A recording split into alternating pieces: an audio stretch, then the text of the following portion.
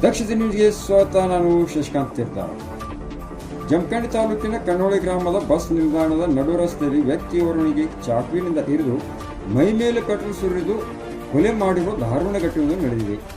ಕೊಲೆಯಾದ ವ್ಯಕ್ತಿ ಸೋಬ್ಲಿಂಗ್ ಪಡ್ಸಲಿಗಿ 36 ವರ್ಷದ ವ್ಯಕ್ತಿ ಎಂದು ಗುರುತಿಸಲಾಗಿದ್ದು, ಸ್ವಿಫ್ಟ್ ಡಿಸೈರ್ ಹೊಸ ಕಾರು ತೆಗೆದುಕೊಂಡು ಪೂಜೆ ಮುಗಿಸಿ ಮರಳಿ ಕನ್ನೋಳಿ ಗ್ರಾಮದ ಬಸ್ ನಿಲ್ದಾಣದ ನಡು ರಸ್ತೆಯಲ್ಲಿ ನಿಂತುಕೊಂಡ ಸಮಯದಲ್ಲಿ ಆರೋಪಿಗಳಾದ ಸದಾಶಿವ ಪಡ್ಸಲಿಗಿ ಹಾಗೂ ರವಿ ಪಾಟೀಲ್ ಮತ್ತು ನಾವಿ ಎಂಬ ಮೂವರು ಸೇರಿಕೊಂಡು ಸೋಮ್ಲಿಂಗ್ ಪಡ್ಸಲಿಗಿ ಆತನಿಗೆ ಚಾಕುವಿನಿಂದ ಹಿಡಿದು ನಂತರ ಪೆಟ್ರೋಲ್ ಮೈ ಮೇಲೆ ಸುರಿದು ಹಾಗೂ ಸ್ವಿಫ್ಟ್ ಡಿಸೈರ್ ಕಾರಿಗೆ ಪೆಟ್ರೋಲ್ ಸುರಿದು ಬೆಂಕಿ ಹಚ್ಚಿ ಕೊಲೆಯನ್ನು ಮಾಡಲಾಗಿದೆ ಅನ್ನಲಾಗಿದೆ.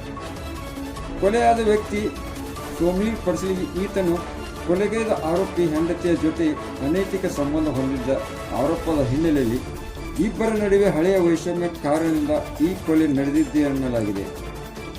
ಘಟನಾ ಸ್ಥಳಕ್ಕೆ ಬಾಗಲಕೋಟೆ ಜಿಲ್ಲಾ ಎಸ್ಪಿ ಸಿದ್ಧಾರ್ಥ ಗೋಯಲ್ ಭೇಟಿ ನೀಡಿ ಮಾಹಿತಿಯನ್ನು ತಿಳಿಸಿದ್ದಾರೆ. ಕೊಲೆ ನಡೆದ ಸ್ಥಳದಲ್ಲಿ 3 ಆರೋಪಿಗಳನ್ನು ವಶಕ್ಕೆ ಪಡೆಯಲಾಗಿದ್ದು ತನಿಖೆಯನ್ನು ಮುಂದುವರಿಸಲಾಗಿದೆ ಎಂದು ಬಾಗಲಕೋಟೆ ಜಿಲ್ಲಾ ಎಸ್ಪಿ ಸಿದ್ಧಾರ್ಥ ಗೋಯಲ್ ಅವರು ಮಾಹಿತಿಯನ್ನು ನೀಡಿದ್ದಾರೆ.